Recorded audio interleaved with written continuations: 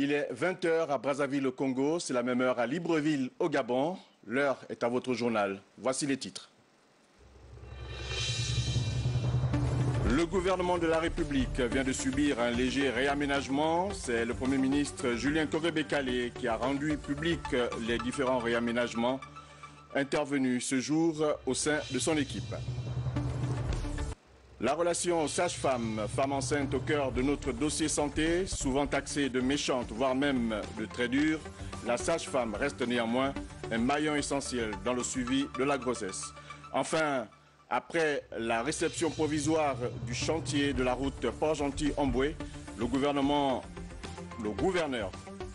de province, Patrice Otina, vient de procéder à une visite de contrôle pour s'enquérir de l'avancée de cette infrastructure routière. Mesdames, Messieurs, bonsoir et merci de rester fidèles au programme de Gabon Première. Bienvenue dans votre 20 h. Comme annoncé en titre, le gouvernement de la République a été réaménagé aujourd'hui. C'est le Premier ministre, chef du gouvernement, Julien Kogue-Bekale lui-même, qui a donc rendu public les noms des personnalités entrantes ou ayant permuté au sein de son équipe. Écoutons à nouveau le Premier ministre dans sa communication du jour. Par décret du président de la République en date de ce jour, sur proposition du Premier ministre chef du gouvernement, le gouvernement de la République est réaménagé ainsi qu'il suit. Sont nommés ministres, ministre chargé du suivi de la stratégie des investissements humains et des objectifs de développement durable, M. Brice Lacruche Alianga. Ministre des Mines, du Pétrole, des Hydrocarbures et du Gaz, M. Noël Mbumba. Ministre de l'Énergie et des Ressources hydrauliques, M. Emmanuel Norbert Tony Ondomba. Ministre des Transports, de l'Équipement, des Infrastructures et des Travaux publics, M. Hugues Mbadinga Madia. Ministre délégué. Ministre délégué auprès du ministre d'État, ministre de l'Intérieur, de la Justice, garde des Sceaux, M. Christian Mvimobam. Ministre délégué auprès du ministre de l'Emploi, de la Fonction publique, du Travail, de la formation professionnelle, chargée du dialogue social, Madame Gisèle Akogue, épouse Ntoutoum Esson. Le reste du gouvernement sans changement. Je vous remercie.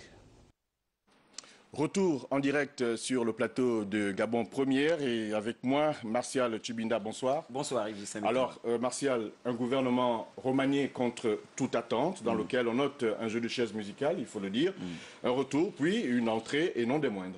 Et oui, une entrée plus que remarquée, vous l'avez dit, puisque Brice Lacruche Alianga occupe désormais le poste de ministre chargé du suivi de la stratégie des investissements humains et des objectifs de développement durable. L'ancien directeur de cabinet du président de la République fait donc son entrée dans le gouvernement Julien Kogue-Bekale à travers notamment, certes, un poste nouvellement créé, mais dont le libellé est assez évocateur avec des termes clés. Nous retiendrons ce triptyque suivi, stratégie et développement durable. Autre entrée au gouvernement après avoir fait bien sûr plusieurs administrations telles la dette, la primature, Hugues Mbadinga Madia a désormais la lourde charge du transport, des équipements, des infrastructures et des travaux publics. Et puis on note le retour de Gisèle Akogue au sein de l'équipe gouvernementale. Après ses fonctions de déléguée à l'éducation nationale, elle va désormais seconder Madeleine Baird au ministère de l'Emploi et de la fonction publique. Simple jeu de chaises musicales pour Christian Mvimobam, ancien délégué à la primature, désormais Yves, ministre délégué auprès du ministre d'État à l'Intérieur et de la Justice, garde des Sceaux. Alors, Martial, 3 entrées au sein du gouvernement, synonyme également de quelques sorties du gouvernement Et d'ailleurs? Et d'ailleurs, bien sûr, oui, la plus grande interrogation reste certainement, à n'en point douter, Yves, le départ de Brice Lacruche Alianga de la présidence de la République en tant que directeur de cabinet du chef de l'État. Au regard du portefeuille qui est désormais le sien, l'on peut penser que cela obéit certainement à une vision, à une stratégie. En tout cas, seul l'avenir nous le dira. Autre sortie remarquée du gouvernement, cette fois, celle de Justin Dounangoy, ancien ministre des Transports et des Travaux publics. Seuls les initiés aux tenants et aboutissants du pouvoir discrétionnaire pourraient se risquer à aller au-delà du simple constat. Enfin, Yves, on note également la sortie de Édouard Nkogé, ancien ministre délégué à la justice.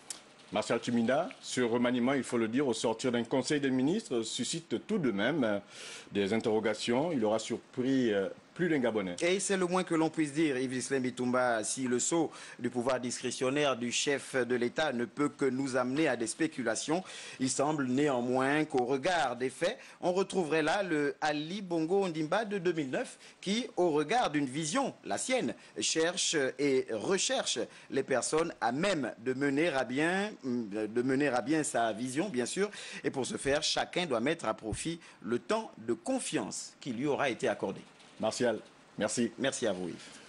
Jeudi 7 novembre 2019, le Conseil des ministres a tenu ses assises ce jour au palais présidentiel. La rencontre était dirigée, comme à l'accoutumée, par le chef de l'État, Ali Bongo Ondimba. Bienvenue Miko Barthelboas et Armand Moupende pour le point. Échange, entretien, conciliabule, atmosphère de détente avant le Conseil des ministres. C'est dans cette ambiance que les membres du gouvernement peaufinent les derniers détails de la rencontre. La séance du jour, comme à l'accoutumée, s'ouvre avec l'entrée du président de la République dans la salle. Son Excellence, Monsieur le Président de la République, chef de l'État. Et quand le chef arrive, l'heure est aux choses sérieuses. Aujourd'hui, le pays, engagé dans un processus de réforme, s'attelle à consolider le lien social. Acteur majeur de cette dynamique de progrès, le président de la République ne ménage pas ses efforts pour relever le défi du développement économique et social au Gabon. Autour de la grande table et du chef de l'État ce jeudi, le gouvernement de la République poursuit son œuvre de consolidation budgétaire et de promotion de la bonne gouvernance pour stimuler la croissance. Le Conseil des ministres de ce jour se tient également dans la foulée de la task force sur la santé, des assises vitales pour l'amélioration de l'offre de santé au Gabon, en attendant éventuellement des mesures de politique générale et individuelle qui pourraient constituer la boucle de ce tour de table gouvernemental. Certainement qu'au cours de ce Conseil des ministres, les questions de santé ont été évoquées. Et d'ailleurs, sur ce plateau, nous allons recevoir Charles Obamondo de la rédaction de Gabon Première. Charles, bonsoir. Bonsoir Yves. Alors, la task force santé, au lendemain donc de la sortie du Premier ministre, sortie très remarquée et remarquable. Julien Korébé-Kalé, que retenir justement des travaux de manière globale, des résultats de ces travaux relatifs donc à la promotion de la santé et de la protection sociale au Gabon, Charles? Encore une fois, bonsoir Yves. 3 jours après, l'on aura tout ou presque entendu, vu et lu dans la presse écrite, la presse en ligne, dans la presse audiovisuelle, à l'unanimité, le discours, le ton du Premier ministre Julien Korébé-Kalé était à la fermeté, c'était un ton à la colère, c'était un ton à la menace et même au rejet. Le Premier ministre qui a fait le grand coup de gueule par rapport à son insatisfaction et par rapport aux recommandations issues donc, des résolutions de la réunion de la concertation d'Akanda qui a duré 3 jours. À la limite, comme je le disais, c'était un rejet, puisque dans l'une des recommandations, il y a 40% du budget en termes de fonctionnement qui seront alloués aux médecins, les autres personnels soignants, alors qu'il y a seulement 2% de ce budget qui est attribué donc à l'achat des médicaments. Les 40% font à peu près 180 milliards de francs CFA, rien que pour les ristournes et autres avantages qu'on devrait attribuer donc aux médecins. Alors, le Premier ministre s'insurge, inadmissible, inacceptable. Alors, comment justement envisager la suite, Charles Bamondo, vu les grands objectifs visés par le président de la République? Bien. Alors, il faut déjà envisager l'avenir avec beaucoup de sérénité. Après la colère, la fermeté, la menace, le rejet, il faut passer à l'action. Voilà. Et le Premier ministre a donné des indications au cours donc de son discours. Sur les 10 recommandations, 5 seront retenues pour être appliquées. Mais là-dessus, il faut donner une force exécutoire à ces 5 recommandations, mettre en place des mécanismes de contrôle, d'évaluation, dresser un bilan et examiner et voir si ces recommandations répondent effectivement aux objectifs que le chef de l'État s'est fixés pour effectivement faire la promotion de la santé et de la protection sociale. J'ajoute, de petites minutes, pour terminer, j'ajoute que dans une part de connaissance, il y a une part d'ignorance. Et dans une part d'ignorance, il y a une part de connaissance. Donc, les 5 autres recommandations qui ont été rejetées, il ne faut pas rejeter l'enfant avec l'eau du bébé. Voilà. Merci et on se retrouve demain. Merci Charles Obamondo de notre rédaction. Nous restons dans le domaine de la santé où Stevie Oyane Mesui et Hervé Ziguet de notre rédaction, justement, s'intéressent à la relation étroite et distante qu'entretiennent la femme enceinte et la sage-femme. La sage-femme qui est généralement taxée de méchante par les femmes en travail. Nous regardons ce reportage. Elles sont nombreuses, les femmes enceintes qui ont franchi le seuil de cette porte. La salle d'accouchement du centre hospitalier universitaire de Libreville. Près de 50 enfants y naissent par semaine. Cependant, ce n'est toujours pas une histoire amoureuse entre la femme en travail et la sage-femme. Rita, major de ce service, nous raconte une anecdote. J'en ai vu qui descendent de la table, qui vont sous la table, le bébé il est là. Donc il faut que mentalement, elle puisse dépasser sa douleur pour pouvoir faire sortir son enfant. Donner naissance est une étape spéciale dans la vie d'une femme. Il faut user de toutes les techniques pour éviter le pire, surtout lorsque les contractions s'accélèrent. L'accoucheuse dispose donc de quelques minutes pour opérer le mystère. En moyenne 10 minutes. Vous ne pouvez pas mettre 1 heure pour faire sortir une tête. Vous ne pouvez pas mettre 1 heure parce que la maman, elle est hyper agitée. Il faut bien que cet enfant vienne au monde. En cas de complication, il faut stimuler l'enfant, appliquer quelques gestes appropriés pour lui redonner la couleur. Le premier signe qui montre qu'un enfant est bien portant à la naissance, c'est déjà son cri. C'est sa couleur, c'est son tonus. On retiendra que chaque sage-femme a sa manière de travailler. Certaines optent pour la violence verbale, d'autres sont plus douces, mais elles ont toutes un même objectif, celui d'assurer la bonne santé du nouveau-né et de sa mère. Comme vous le savez, le suivi de la femme enceinte est très important durant la grossesse car il contribue à réduire le taux de mortalité des nouveau-nés. Pour cela, il est important que la sage-femme respecte le suivi du processus de la grossesse. Pour plus d'éclaircissements, nous allons donc rencontrer une sage-femme qui nous oriente sur les comportements à adopter durant la grossesse dans ce reportage de Miranda Ngué et Hervé Ziguet. Rita Rinombo est sage-femme au centre hospitalier universitaire de Libreville. Au sein de son service, l'on n'enregistre pas moins de 600 naissances par mois. Lorsqu'elles arrivent dans notre structure, la première chose, c'est le carnet de suivi. Soit elles ont été suivies, ce qui fait que lorsqu'elles arrivent, elles peuvent être facilement prises en charge parce qu'on sait quoi faire, on sait quelles décisions prendre. Plusieurs facteurs peuvent être à l'origine de la mortalité chez les nouveau-nés. Si c'est une femme qui vient avec une hypertension, qui est reconnue hypertendue, on connaît quel est l'impact sur le bébé à venir. Et on peut, pour cela, déjà prendre des dispositions. En général, c'est des femmes qui accouchent par césarienne parce que l'hypertension a de graves conséquences sur le bébé à naître. On peut avoir aussi des femmes qui associent à leur grossesse certaines pathologies, telles que le VIH, telles que le paludisme. Ces femmes-là, lorsqu'elles viennent, on reconnaît qu'il y a déjà un risque et on sait quelles sont les conduites à tenir. La mortalité infantile reste une préoccupation, d'où l'importance pour la femme de se faire suivre durant la grossesse. Le plus important et le fondamental pour une femme enceinte, c'est de se faire suivre. Une grossesse bien suivie diminue les risques à la naissance. Au cours de ces dernières années, la mortalité infantile a baissé, passant de 270 décès en 1990 à 164 en 2012 pour 100 000 naissances par an, grâce aux politiques sanitaires mises en place pour accompagner la population. Dans la rubrique Carnet rose, une jeune femme vient de mettre au monde des triplés de sexe féminin. Sans emploi et sans soutien, son compagnon et elle se trouvent en difficulté. Celle de ne pouvoir régler une facture qui conditionne la sortie de la mère et des enfants d'une structure sanitaire privée. Plus de détails dans ce reportage de Miran Nangué et Hervé Ziguet. Depuis quelques jours, le couple Ndong est parent de triplés. Des naissances qui viennent agrandir le nombre d'enfants que compte déjà cette famille.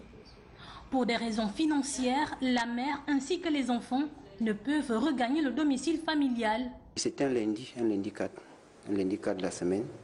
Donc ma petite amie a eu des contractions.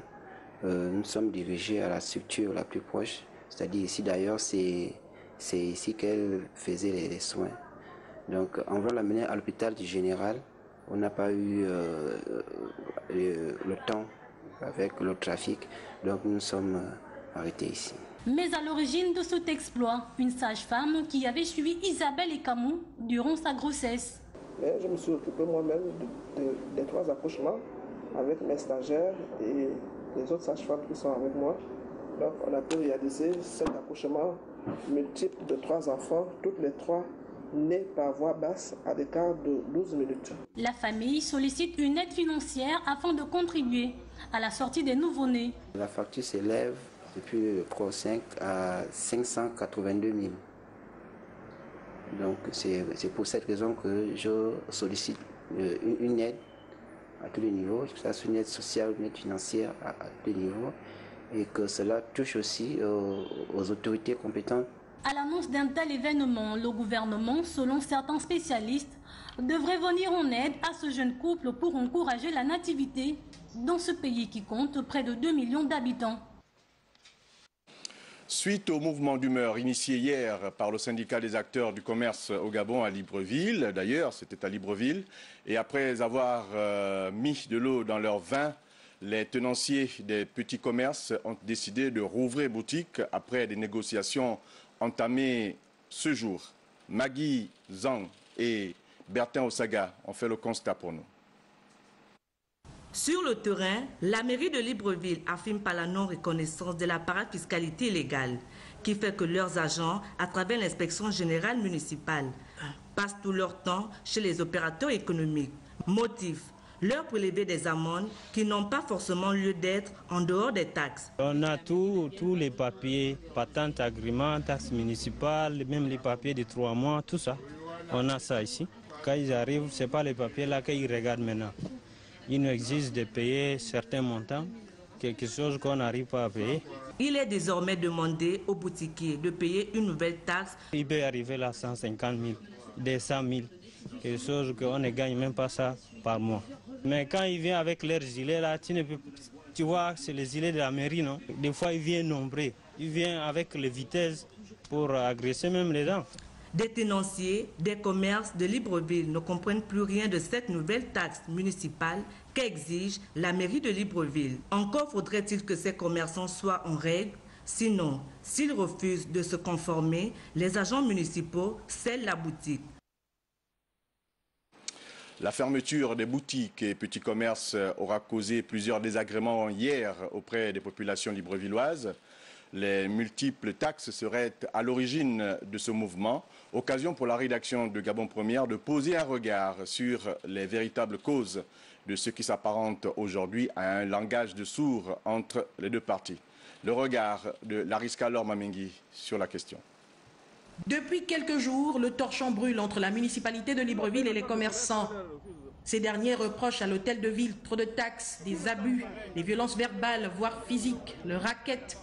Pour le maire central, toutes ces agitations ne vont pas stopper la dynamique, celle de faire respecter la loi, donc payer les taxes conformément à la réglementation en vigueur dans le domaine de l'exercice d'une activité commerciale sur le territoire national. La question qu'il faut se poser ici est celle de savoir comment en est-on arrivé à ce bras de fer entre les deux parties. L'on est tenté de dire que les torts sont partagés. Du côté de la municipalité, le phénomène de la corruption gangrène les rangs des agents de l'hôtel de ville depuis belle lurette. Une fois sur le terrain pour le recouvrement, certains s'adonnent à des pratiques peu orthodoxes, des compromis, mais aussi des arrangements d'arrière-boutique. Toute chose qui non seulement n'est pas profitable aux caisses de la mairie, mais au pire ne favorise pas le respect des lois en vigueur, donc de l'autorité de l'État. À côté de ces faits, le nombre de faux agents municipaux débusqués, parfois en flagrant délit, d'arnaque, détenteurs de fausses cartes professionnelles, autant d'éléments pouvant favoriser l'anarchie. Du côté des commerçants, c'est une autre histoire. Certains s'accordent trop de liberté avec une attitude de suffisance, comme s'ils tiennent la population et les autorités en laisse du fait de leur position stratégique. En somme, le problème est profond. Il mérite un traitement à la racine avec au menu les vraies questions sensibles. Le maire central, Léandre Zuet, promet aller jusqu'au bout de son travail, celui de ramener de l'ordre dans la cité. Au moment où les tensions restent vives entre l'hôtel de ville de Libreville et les commerçants de la capitale gabonaise, le manque de communication peut être cité comme un des éléments déclencheurs de la situation actuelle. Même l'opinion dit ne pas comprendre quelles sont exactement les taxes à payer pour les détenteurs des commerces. Retrouvons Lariska Lormamengi. Combien y a-t-il de taxes municipales? De quelle nature sont-elles? À quel niveau doit-on les appliquer? Quels sont les services concernés pour le recouvrement et dans quelle période cela s'opère? Autant d'éléments pas forcément connus de tous. Au moment où la tension monte entre les commerçants et l'hôtel de ville, il est utile de signaler qu'il y a un énorme problème de communication autour des taxes réglementaires, et ce depuis des années. Bien qu'il existe des documents informatifs mis à la disposition de tous, toujours est-il que beaucoup disent ne pas comprendre. Que ce soit pour les opérateurs économiques ou même l'opinion, la communication régulière sur le type de taxe, son application et même la destination de ce prélèvement est essentielle pour ramener la sérénité et restaurer la confiance dans un contexte où le pays est en pleine réforme. Toujours sur le même sujet, début des négociations à l'hôtel de ville de Libreville, où le maire Léandre Zuet a reçu ce jeudi l'union syndicale des acteurs du commerce. Le dilemme suscité par le paiement des multiples taxes municipales ayant donc entraîné la fermeture des commerces hier dans la capitale gabonaise était au centre des échanges. Au sortir donc de la rencontre, les deux parties semblent dorénavant regarder dans la même direction. Le compte-rendu de Lardi Ngemamba et Eric Mokoko. Un dénouement heureux dans le bras de fer qui opposait la municipalité de Libreville aux tenanciers des commerces. Après un conclave de près de 2 heures d'horloge, l'union syndicale des acteurs du commerce réussit à faire bouger quelques lignes. À compter d'aujourd'hui, le dialogue permanent et mensuel est engagé avec l'autorité municipale. Et pour tous ceux qui ont eu des saisies depuis que M. le maire, l'actuelle équipe est en fonction, de se rapprocher du bureau syndical pour sélectionner toutes les convocations avec saisie. Nous allons nous rapprocher de l'inspection générale municipale pour une éventuelle récupération. Le maire a décidé de restituer les saisies à compter de ce jour jusqu'à lundi. Bien que la principale question du prélèvement des taxes municipales reste en vigueur, le maire Léandre Zuet appelle les opérateurs économiques à être en phase avec la législation établie en République gabonaise. La mairie, tant qu'ils ils ne respecteront pas les règles d'hygiène, nous allons toujours les sanctionner, il y aura toujours les amendes. On ne peut pas déroger à cela. Tous les commerçants qui ne vont pas respecter les dispositions statutaires, nous allons toujours les sanctionner. Le premier magistrat de Libreville fait le pari d'assainir et de sensibiliser les agents mafieux. Un cadre de concertation mensuel a été acté entre les commerçants et l'hôtel de ville. Tout autre chose à présent, la signature ce matin au ministère des Transports du protocole d'accord entre l'État gabonais et la RATP, la Régie autonome des transports parisiens. L'Union vise à matérialiser le projet de modernisation du transport public urbain dans le Grand Libreville. Cérémonie rehaussée par la présence de l'ambassadeur de France au Gabon. Tassiana Miko et Victor Mounouga est également présent. Le Grand Libreville en route vers un service de transport public adéquat. L'État gabonais et le groupe français RATP, partie signataire du présent protocole d'accord, vient matérialiser la mise en place prochaine de la nouvelle compagnie de transport urbain, la Transurb. Le protocole de coopération que nous venons de signer matérialise ici les hautes instructions de son Excellence Monsieur le Président de la République, chef de l'État, Ali Bongo Ondimba, qui nous a instruit de nous rapprocher de ceux-là qui ont l'expertise avérée en la matière pour que l'annonce faite, notamment celle portant sur la création de la Transurb, soit une annonce concrète. Ce protocole d'accord inclut l'élaboration d'un programme d'assistance technique dans les tout prochains jours. Ce protocole a pour vocation de nous faire travailler dès maintenant pour proposer dans les prochaines semaines déjà une première solution à mettre en œuvre début 2020 pour améliorer la mobilité urbaine des transports du Grand Libreville. La diplomatie française présente s'est félicitée de la dynamique de relance économique du Gabon. C'est donc une grande satisfaction de voir via la RATP la France participer à je dirais la relance en quelque sorte ici au Gabon. À ce jour, le projet de la Transurb présente l'acquisition d'environ 300 véhicules réceptionnés et la réalisation d'un programme d'aménagement de points d'arrêt et d'abribus en cours. Du transport, on va à la route. Après la réception provisoire du chantier de la route Port-Gentil-Omboué, le gouverneur de province, Patrice Ontina, vient de procéder à une visite de contrôle pour s'enquérir de l'avancée de cette infrastructure routière. Marius Nonda. Cette visite du gouverneur de province, Patrice Ontina, intervient au lendemain de la réception provisoire du chantier de la route Port-Gentil-Omboué par le maître d'ouvrage, conformément aux préceptions du marché.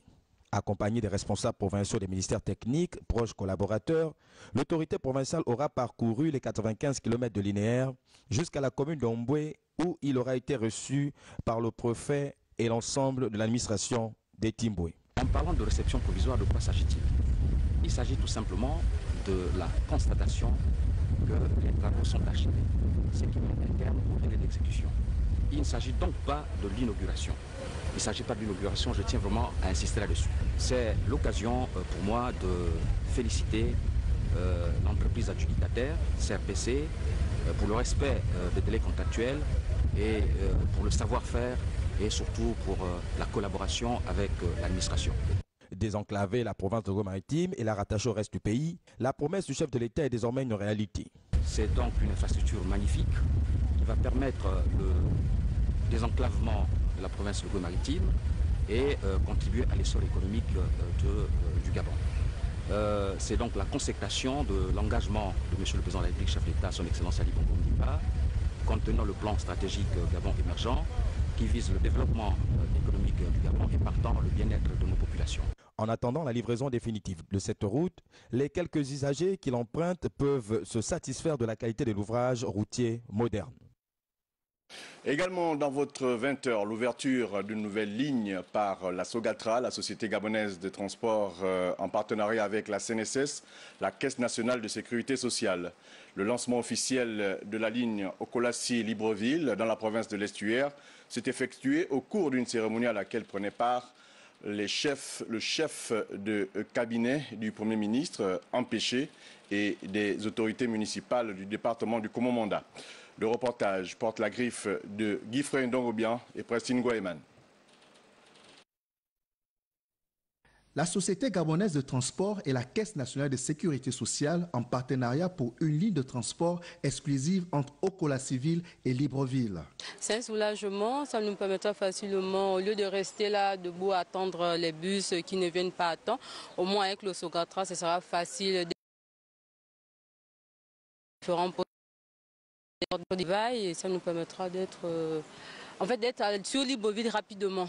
Pour la CNSS et Sogatra, qui offre des opportunités aux résidents. Le lancement de l'axe Okolassi-Libreville permettra non seulement de faciliter la mobilité des familles qui résident, mais également d'attirer les opérateurs économiques intéressés. En reliant Libreville à Okolassi, cette ligne remplira une vocation pluridimensionnelle Elle sera un instrument d'intégration départementale, un outil de développement économique et social et un facteur de réduction du temps de trafic et de sécurisation du transport. Nous nous rapprochons progressivement vers les populations les plus reculées. Nous avons travaillé ce projet avec la société CNSS IMO pour ce partenariat qui nous permettra de transporter exclusivement les populations de Okolassi, Libreville, Okolassi. Étendue sur 6 hectares, Okolassi-Ville est une réalisation de la CNSS IMO qui a vu le jour en 2014. De nombreux résidents occupent la cinquantaine de maisons qui s'y trouvent. Un établissement scolaire y est déjà implanté et dans quelques mois, une centaine de maisons déjà sorties de terre seront livrées. Actualité au Parlement, c'est le ministre de l'Enseignement supérieur, de la Recherche scientifique et du transfert des technologies, Jean de Dieu Moukani Iwangu, qui est allé défendre à son tour ses prévisions budgétaires pour l'année 2020 à l'Assemblée nationale. Les travaux étaient dirigés par la Commission des finances, du budget et de la comptabilité publique. Les échos de cette audition avec Julie Lafleur Odembe et Tim Boulengue. Face aux honorables députés membres de la Commission des finances, du budget et de la comptabilité publique, le ministre de l'Enseignement supérieur, de la Recherche scientifique et des transferts des technologies a soumis pour examen le projet de budget prévisionnel exercice 2020 destiné à la mission Enseignement supérieur, Recherche scientifique. Ce secteur d'une importance capitale est assuré par les universités, les grandes écoles et les cycles postdoctoraux selon les normes établies par les autorités compétentes. Pour atteindre les objectifs escomptés, Jean de Dieu Moukani Iwangu, qui a sollicité le soutien des élus du peuple, va se contenter d'une enveloppe globale de plus de 84 milliards, des prévisions revues à la baisse par rapport à l'année 2019. Au terme des débats, les députés ont encouragé le gouvernement à trouver des solutions idoines aux problèmes rencontrés au sein des universités gabonaises, notamment les grèves à répétition, le retard dans le paiement des bourses, le manque de structures d'accueil, pour ne citer que ceux-là. Sport, football pour la fin. Dans le souci d'affûter leurs armes pour le championnat national de première division, l'Azo Sport et Bouengidi Sport viennent de s'expliquer au complexe sportif Idriss Ngari en match amical. Loïc Kumba et Louis Mamazi Sembe nous font vivre les temps forts de ce match. Les 45 premières minutes sont après disputées. Un jeu haché en milieu de terrain, des actes d'anti-jeu, une circulation de balles quasi inexistante résument parfaitement l'acte 1 de cette rencontre. La première mi-temps, nous avions utilisé les gars que nous voulons coopter, qu'on veut prendre dans l'Ozo. Vous avez remarqué que la deuxième équipe, c'est l'équipe type de l'Ozo. Donc c'est ce qui fait en sorte que la première mi-temps, on est sorti 0-0 et la deuxième mi-temps, la deuxième équipe de l'Ozo a eu l'ascendance sur la jeune équipe de Bouengidi. La deuxième période, une pâle copie de la première, laisse penser que la délivrance viendra du banc. Le coach Tango Ngoma lance sa jeune pépite Chichi sur une ultime contre-attaque, reprend d'une frappe victorieuse un ballon repoussé par le gardien de Bouengidi Sport. 1-0, un coaching payant qui permet à l'Ozo Sport de s'imposer sur le plus petit des scores. Nous sommes à la deuxième semaine de préparation, nous avons repris il y a quasiment 15 jours. Donc non, l'équipe n'est pas totalement prête. C'est pour ça que nous sommes en train de faire ces matchs de préparation pour permettre d'affûter l'équipe. Il n'y a rien qui manque, tout est là, mais il suffit de réajuster, regarder ce qui ne va pas, etc. Ce derby a donné un aperçu aux quelques supporters venus assister au clash entre les deux formations de l'Oguelolo qui vont côtoyer la première division dès la reprise du National Foot. C'est ici que prend fin votre 20h sur Gabon Première. Retrouvez Wivine au Vendang à 23h. Demain, 20h, Esmine Kayumba. Quant à moi, je vous dis à très bientôt, notamment la semaine prochaine, sur votre chaîne préférée.